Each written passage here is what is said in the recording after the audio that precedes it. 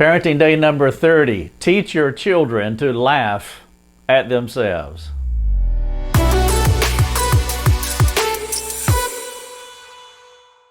If our children learn not to take themselves too seriously, it will be easier for them to live in relationships with others today and also after they become adults. To not think too highly of yourself is to think humbly of yourself. It is the exact opposite. It's a lack of gospel-centered humility that keeps an individual from living well with God and others. The text I have in view for this devotional is Proverbs 17:22. It goes like this: "A joyful heart is a good medicine, but a crushed spirit dries up the bones." Have you ever gotten angry at someone? Well, I know you have. You're like me, and anger is our most common sin. Well, did you know that anger is a lack of humility? It is looking down on another person. It's thinking too highly of yourself.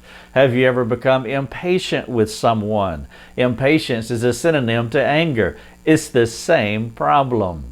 The foundational character trait to any individual's life is humility. Without humility, there is no hope for any of us because God only gives empowering, life-changing favor to the humble person. He opposes the proud, and that's what he says in James 4:6. The angry, the impatient person is a proud person, the person who looks down on others, and God is in opposition to that individual. After Paul had finished the first 3 chapters of Ephesians, he transitioned his message to practically living out the gospel. Ephesians is divided neatly into 2 parts.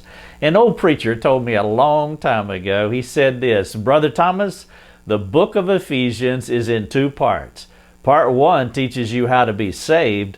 Part 2 teaches you how to behave." I've never forgotten that. It's a bit quirky, but it makes sense. And he is correct, by the way. Paul is teaching profound theology in the first part of Ephesians and how to live it out in the second part of the book. And where does he begin part 2? It's humility. Ephesians 4:1-2 talks about walking in humility, meaning thinking less of yourself and more of others. Thinking less of ourselves is one reason we laugh a lot in our home. The humble person will laugh a lot. He will especially laugh at himself. The oversensitive, approval-driven person is not free to do this, especially at himself. He is too busy thinking too highly of himself while demanding that others also think highly of him. The thought of anyone thinking less of him, even with appropriate humor, is unbearable. It's this kind of oversensitivity and insecurity that kills relationships. Humor is one way to practice humility. Laughter is a divine gift to the person who is humble. Terry Linval said this in his book about C.S. Lewis. He said, "A proud man cannot laugh because he must watch his dignity. He cannot give himself over to the rocking and rolling of his belly. But a poor and happy man laughs heartily because he gives no serious attention to his ego." Only the truly humble belongs to this kingdom of divine laughter. Linval continues to say, "Humor and humility should keep good company. Self-deprecating humor can be a healthy reminder that we are not the center of the universe. That humility is our proper posture before our fellow humans as well as before Almighty God." Again, that was Terry Linval in his book, Surprised by Laughter, The Comic World of C.S. Lewis. Laughter is not the only response to pride, but it is an effective one. Too many people are too serious, too angry, too hurt, too demanding. They don't laugh anymore unless they are laughing at others. The gospel-centered person is free to laugh at himself because he has nothing to protect, nothing to hide. He has nothing to demand. He is soberly aware that the Son of God died on a cross so he can be set free from the power of bondage and sin.